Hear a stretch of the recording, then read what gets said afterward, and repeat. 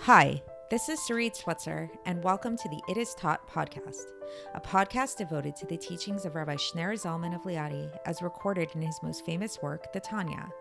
My hope for this show is to make these teachings accessible and relatable to the average person, regardless of prior Jewish education or affiliation.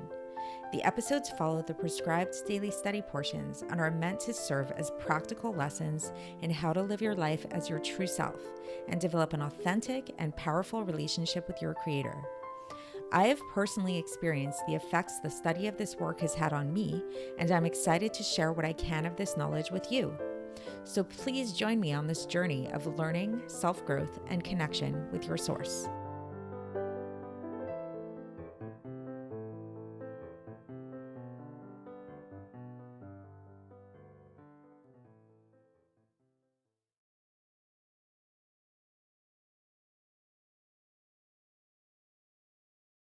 And before we begin, I'd like to tell you guys a story. I'd like to tell you guys a story about a time when I took a cruise many years ago with some friends of mine. And one of the people on the trip with us was fairly skilled at blackjack and used to win whenever they would go play blackjack in the casino. They would always win a lot. And there happened to be a casino on the cruise. So I apologize in advance if anybody gets offended by me talking about casinos and gambling on a podcast about Tanya. But once again, this is my podcast, so I can talk about whatever I want. So, and you'll see that there is a deeper message here. So anyways, so I was intrigued by this whole thing. I was not very familiar with blackjack or any of this stuff. And I wanted to see how it all works. Would this person really make good money? And so I was in the casino and I was sitting down next to this person who was playing blackjack. And lo and behold, he started to lose. And at first it is a game, it is gambling after all, but so nothing is guaranteed, obviously. But those of you that are a little bit familiar with blackjack and how it works, is it actually is pretty much the only game in gambling in a casino that actually does make a little bit of sense and that is somewhat logical. And there are rules that if you really do know what you're doing, you're probably not going to lose that much money. And there can be certain ways that you have a higher likelihood of winning than in a more steady and logical way than pretty much any other game in the casino, which is really just luck and there's no skill involved at all. So this guy, again, he really knew what he was doing. He knew how to play and everything. And it was really strange because the first couple of rounds, okay, fine, he's losing, not doing very well. That's okay. It's not expected that you're necessarily going to win every time. But at a certain point, it just became a little bit strange to him. Like he just wasn't playing as good at all as he usually did. And he just looked at the dealer and he said, "Is this a normal deck?" And she didn't answer. And she kind of made this like funny kind of face. And that's when he realized, oh my goodness, he has fallen into a tourist trap. And immediately he got up and left the table and he found another table which said one deck. So, which means that they were they verified the fact that they were really playing only with one deck of cards and it was a full deck. So he sat down at that table and it was maybe a little bit higher starting bid, but he said, you know what, let me try this out and see if there's a difference. And he started to play and lo and behold, he started to win and do a lot better. Later on, upon thinking about it, he realized that probably what they were doing on that other table is they combined a bunch of cards together, a bunch of decks together and removed some of the tens, which really changes the odds. And somehow or another, I guess they were able to get away with this legally by not explicitly stating that it was a full deck, that it was one deck that they were playing with. So anyways, so good for him for recognizing this really early on and getting up from the table and moving. But I thought that this was a really apt example of a tourist trap. And it really stuck with me throughout all the years. And it really made me think about this idea of tourist traps in general and scams, Ponzi schemes. They're all over us, unfortunately, in the world. And pretty much all of us have probably at some point or another encountered some type of tourist trap, some type of scam. Another example is if you go to a fair and they have those games at different fairs or amusement parks and throw this thing, the coin into the bucket and then you'll win a prize or whatever. All of these games are rigged, just so you know. They are all slightly off. they make it in such a way that it is not designed for you to win. This is how casinos make money. This is how amusement parks make money. So it's something to be aware of. This is just practical advice that I'm giving to you guys now. But what we'll see, and what we're going to be learning about in Tanya today, is it actually goes a lot deeper than that when we start to realize that not only are there just like physical tourist traps in the world, there are actually spiritual tourist traps that surround us all the time. Things that look really shiny to us and look really, really, really appealing, but they're actually just traps, and they actually have no substance to them at all. And in fact, they themselves are very much aware of their substancelessness. Just like the dealer at the casino, she knew what was up. She knew that if we would have kept playing that game, that would have been stupid and that we would be idiots. And there was probably a part of her that actually was proud of us. And she, it wasn't her casino. She was just an employee there. So there was most likely a part of her that when we recognized that this was a scam, that there was something going on that wasn't totally legit, I could imagine that she was actually really happy that we recognized this and proud that we moved over to that next table. And as we'll see, this is a very similar thing into the way that these spiritual tourist traps work as well, where these spiritual forces that try to get us to go against God, to conceal God from the world, they actually want us to expose them. They actually want us to recognize them for what they are and not fall into their trap. So a really apt example of this is actually something that the Alter Rebbe brings himself at the end of this chapter, but I'm going to bring it up now. And then when we get into the text, it will come up again at the end. But it's a story from the Zohar about a king hiring a harlot to seduce his only son. And the story goes that the king wanted to test out the strength of his son and to kind of bring out his ability to have self-control. And so he sends out the harlot to seduce his son. And so the harlot is going out and trying to seduce the son. And even though she's doing every single thing in her power to try to seduce the son to succumb to her, deep down, she actually doesn't want him to succumb to her. She wants him to overcome her. And she's hoping that he will fight against her. And this is very much how these forces work in our world, that they are actually deep down hoping that we will overcome them. So as much as they're luring us in, as much as they are trying to sell us with their shiny bright lights and whatever it is, and it can manifest in so many different things, they actually, not only are they themselves really full of falsehood and not who they truly are selling themselves to be, they don't even want us to buy them ultimately. So when we recognize this, it becomes a lot easier for us to overcome them. So this is what we are going to be learning about today. And the other thing that we're going to learn about is how, in order to uncover these falsehoods for what they are, there needs to be a wake-up call. Like the guy that was playing blackjack, he needed to have this like sudden shaking up moment of, wait a second, I'm losing too much money. Like if he was like just very, very wealthy and didn't care as much about his money and money didn't mean as much to him, then he may have kept playing for who knows how long and lost who knows how much money. But because he's not super wealthy, then there was this kind of wake-up call at a certain point that he experienced. This time it was from within him, but you could imagine that it sometimes can come from the outside. Let's say his wife would have recognized that, like his wife was there as well, and if she would have recognized like, wow, you're losing too much money for us and gotten angry, that could serve as the wake-up call as well. And then the last part that we're going to come to see in today's episode is that after experiencing this wake-up call, there's no turning back. It's like once you see the scam, like once you know how the magic trick is being done, you can't unsee it. It's too obvious. It's right there. And the supposed reality, the allure of these falsehoods just dissipate right before your eyes. I actually recently saw a television show that really was like a TV show play of this whole story of the harlot that's written about in the Zohar. In the TV show, it's not important to get into like all the details, but there were two people in the show who separately were lured by people who posed as romantic partners for them, but ended up scamming them. One of them was a girl who, in her naivete, she got caught up in the charm of this this guy who, just started just like showering her with attention and adventure and all kinds of things like that.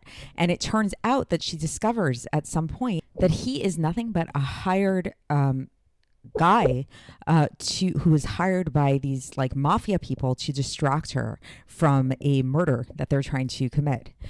In that same show, there's another example of this boy who is a nice, innocent kind of boy, and he gets also similarly allured by a prostitute who he doesn't know anything about that world or anything like that, and he actually thinks that this prostitute falls in love with him, and he enters into a whole relationship with her, only to at the end get scammed by her, and she ends up scamming him out of $50,000. So it's really tragic, both of these instances. And you see in both instances when they have this wake up call, when they have this awakening of what happened to them, that they've been scammed, that they've been duped, all of their feelings towards the person who duped them instantly disappear.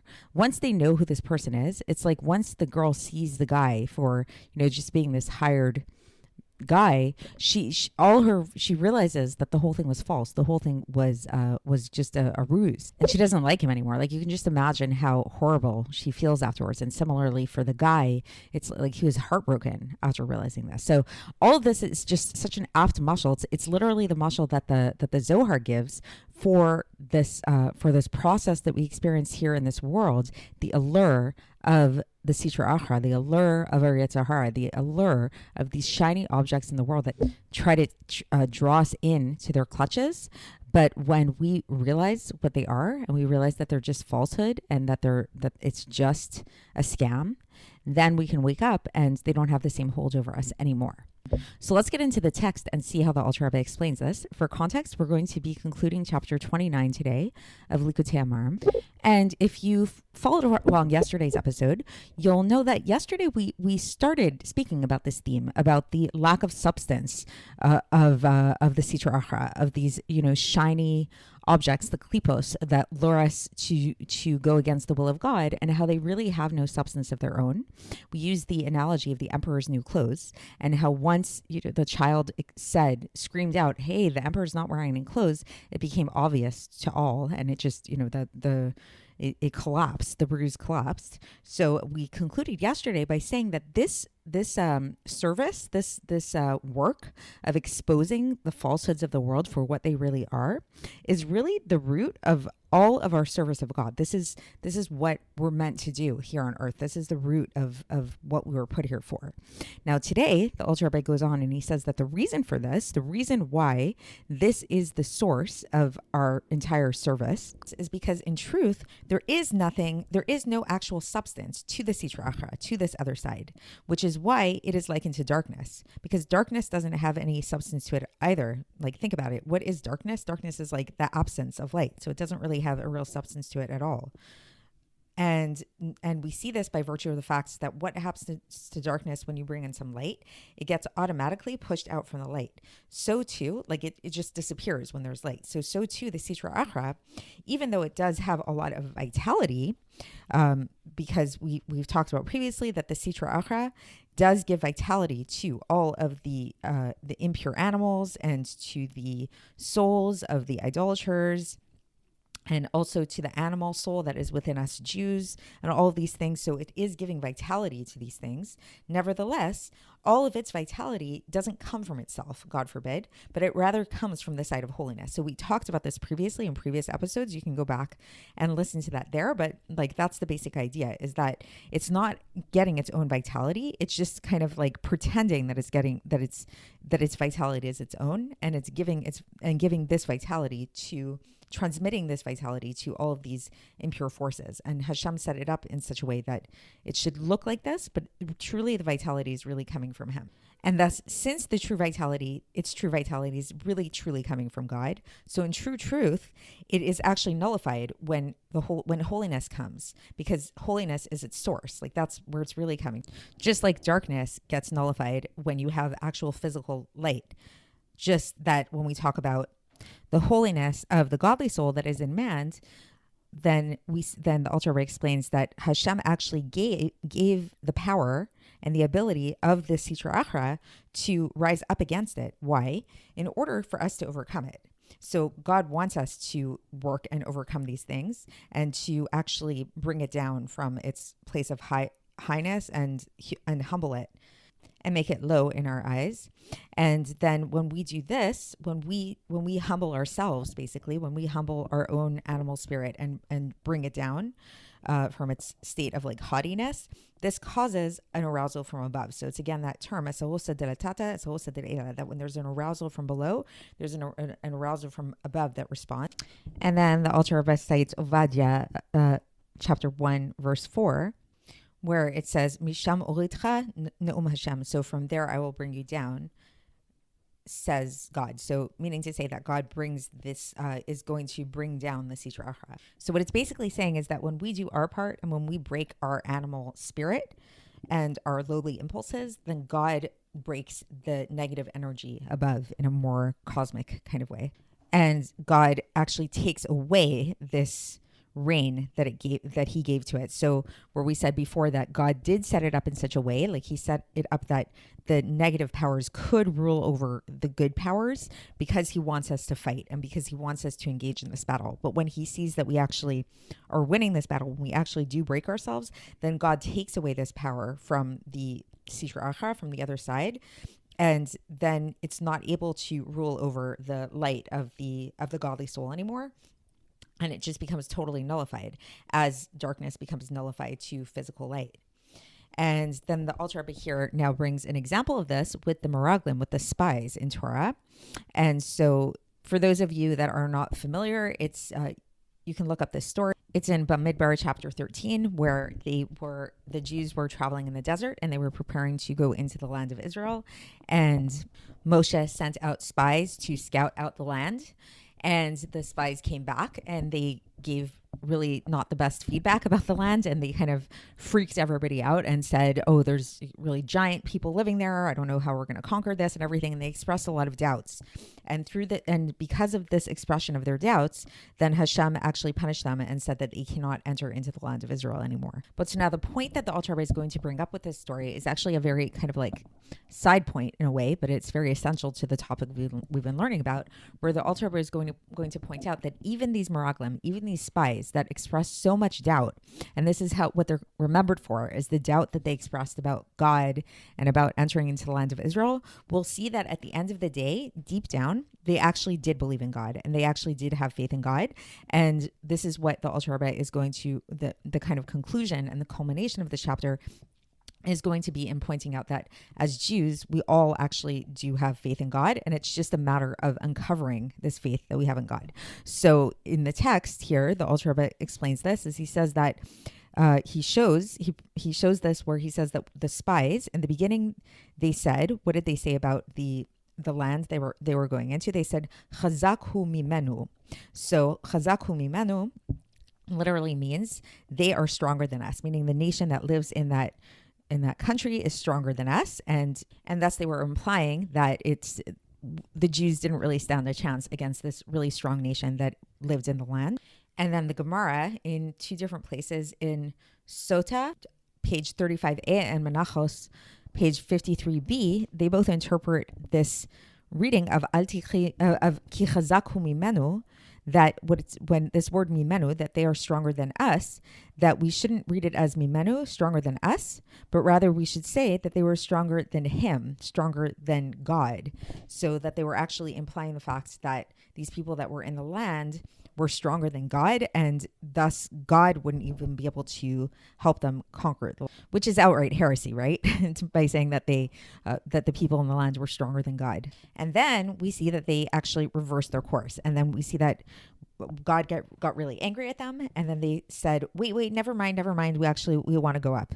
So this is in Bamidbar chapter 14, verse 40, where they said, Hinenu v'linu v'gomer, where they said, we will readily go up to conquer the land. So they really, really reversed their tone. And so the question that the Alter Rebbe is asking here is, where did they suddenly get this faith from? Like, they went from one extreme to the other. They started out by saying that this nation that lives in the land, not only are they stronger than us, they're stronger than God. They're stronger than God himself. And then they reversed themselves and they said, no, actually, let's go up. Let's conquer the land. And so the Alter Rebbe says it's not like Moshe Rabbeinu showed them any extra miracle or sign or wonder or something like that in the meanwhile. All he did is he told them how angry God was against them and that God swore that he would not let them come into the land. And so if they truly were not believers, why would this make any difference? Like if they heard that God was really angry at them, and if they heard that God would not let them enter into the land of Israel, if they truly didn't believe in God, they would just accept that. They would just say like, okay, we don't like that God's angry at us maybe, but I don't see any evidence that will show that we're actually going to succeed in conquering the land. But then the Alter Rebbe says that, but in truth, for obviously, it is obvious that Jews are actually believers and we are sons of believers. And it's just that the Sitra Achra that becomes enclosed and vested in our body, it raises itself up on the light of the holiness of the godly souls with its coarseness and with its haughtiness, with this like chutzpah that actually has it's illogical. It's an illogical kind of chutzpah. Like, do you ever see those kind of people who are just like so sure of themselves and so haughty and so self-assured, and they actually have no reason to be so self-assured. Like, they don't know what they're talking about. They're not actually very competent or anything, but they just have this like chutzpah to like come in and show themselves as being really confident. So that's how the Alter Rebbe is likening the Sitra Achra, is that this Sitra Achra comes up and raises itself up without any rhyme or reason, but just asserts itself as if it's really great, and it encloses itself in our bodies. But because ultimately, as Jews, we truly, truly, our true self is believers and sons of believers. So then this is why that as soon as God got angry at them and he raised his voice against them and showed this anger, and he said, he explained, till when will this evil nation keep going up against me in this desert? Like, he really showed them how angry he was. And he said to them that he would make them die in the desert and he wouldn't let them come into the land of Israel. So through these like harsh words, this harshness, when they heard this actually caused their heart to break, and it humbled them. And we see this from the verse over there in verse 39, where it says Vitablu ha'am me'od, that the nation mourned greatly. So it really kind of broke them down when they saw this anger of God. And this humbling of their spirit caused the greater Sitra Achra, the greater negative force, to fall down from its dominion and from its coarseness. And thus, when the Sitra Achra fell, it exposed the fact that Jews truly are believers and sons of believers, and they always were. So it's not like they suddenly took on this new level of faith and now they believed, whereas before they didn't. It's just that like the coarseness that was covering up the their belief and their faith got eradicated, and it exposed who they truly were. And then the Alter Rebbe says that every person can learn from this, that if they ever experience thoughts of doubt regarding faith, they should recognize the fact that these are nothing but the spirit. These are words of the spirit of the Sitra Achra that is raising itself up over their soul, but that Jews themselves are actually believers and sons of believers. And not only that, the Alter Rebbe goes on and he says that even the Sitra Achra itself doesn't actually have real doubts. It's putting these doubts in the person's minds, but they don't even actually doubt these things.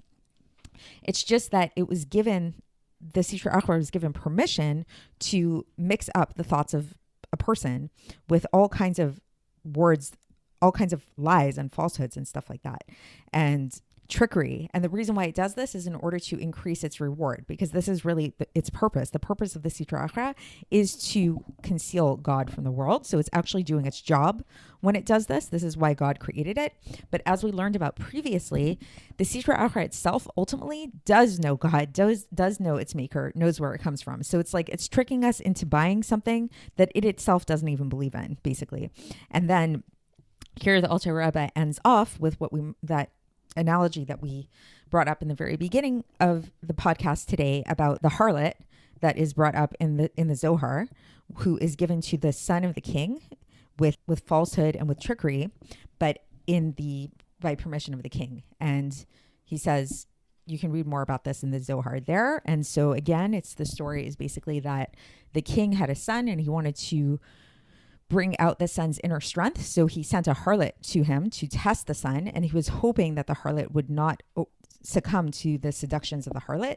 And so the harlot tries to do her job to the best of her ability, of course. So on the one hand, she's really, really trying to get that son to sin and to succumb to her. But on the other hand, kind of deep down, she doesn't actually want the sun to succumb to her because she recognizes the fact that this isn't truly the right thing for the sun to do.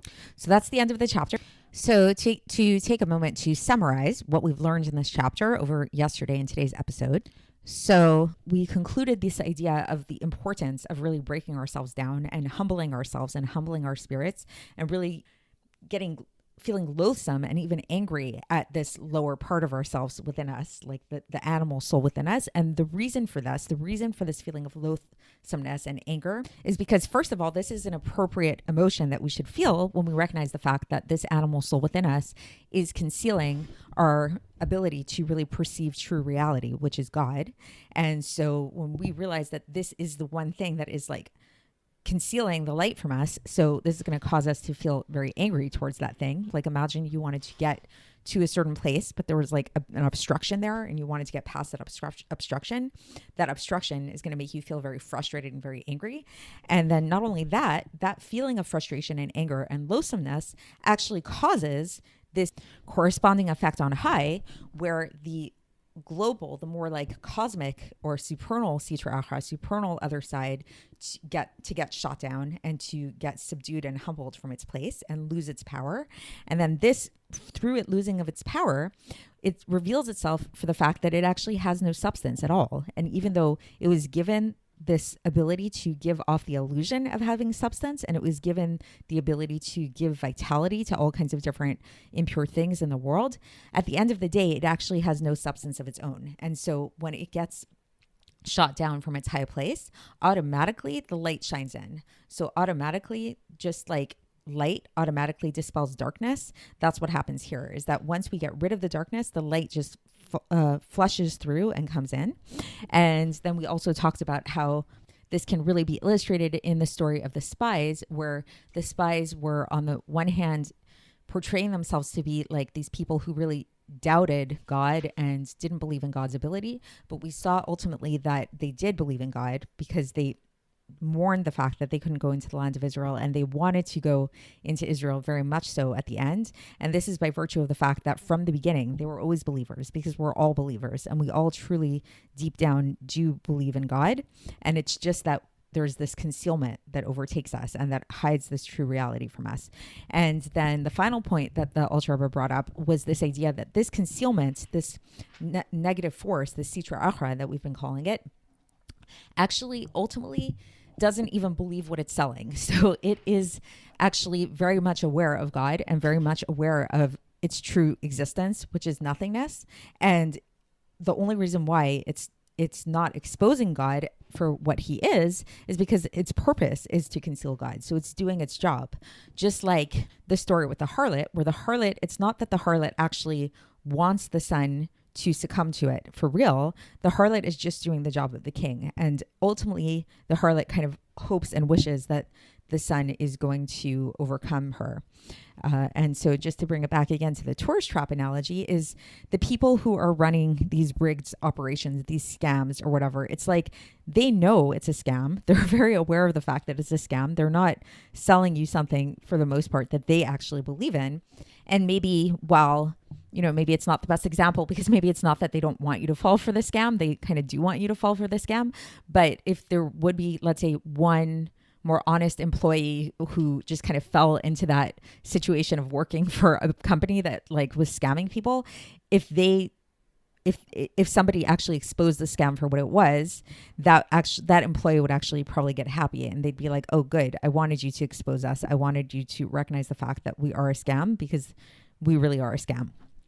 So that is it. And so I hope that I know it was a lot today, but I think the main takeaway message to take from here is, first of all, do not fall into tourist traps. Do not fall into scams. Be aware. Don't be stupid. And this is just in a practical way. And this is true not only physically in physical scams, but also try not to fall into the scam of the world. And the way that you can really try not to fall into the scam of ultimate reality and the Yetzer Hara and the animal soul and the Sitra Achra is really by staying humble, and is really by keeping a broken spirit and taking time to really, really humble yourself, and sometimes even break yourself, and recognize who you really are in a really raw way. And through staying humble, this will allow you, the light of your godly self which is really ultimately your true self, shine through. So I hope that was enlightening, and we will move on tomorrow to chapter 30, and I will speak to you then. Thanks for listening to the It Is Taught podcast, hosted by Sarit Switzer. This podcast is dedicated in loving memory of my maternal grandfather, Avraham Yitzchak ben Binyamin HaKohen of blessed memory. Music by Shoshana. If you enjoyed this episode and would like to support the show, please share it with others and subscribe on YouTube, Apple iTunes, Spotify, or wherever you listen to podcasts. And make sure to leave us a 5-star review. To find out more about the It Is Taught project, including more information on my soon-to-be published book, please visit our website, itistaught.com. To catch the latest from me, follow me on Facebook, Instagram, and Twitter. Looking forward to speaking with you tomorrow, and until then, have a great day.